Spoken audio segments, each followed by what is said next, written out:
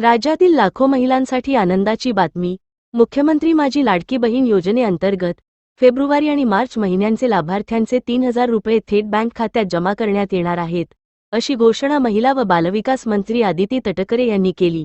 8 मार्च 2025 पर्यंत हा निधी पात्र लाभार्थींना मिळेल, असे त्यांनी सांगितले आहे. माझी लाडकी बहीण योजनेचा लाभ कोणत्या महिलांना मिळतो?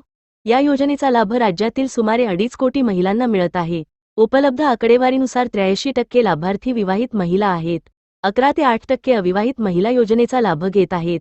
4 ते 7% विधवा महिला आहेत. घटस्फोटित आणि निराधार सोडून दिलेल्या महिलांचा वाटा 1% पेक्षा कमी आहे. लाडक्या बहिणी योजना वयोगटानुसार लाभार्थ्यांची संख्या अशी आहे. 30 ते 39 वयोगटातील 29% महिलांना लाभ मिळत आहे. 21 ते 29 वयोगटातील 25 ते 5% महिला लाभार्थी आहेत. 40 ते 49 वयोगटातील 23 ते 6% महिलांनी या योजनेचा लाभ घेतला आहे.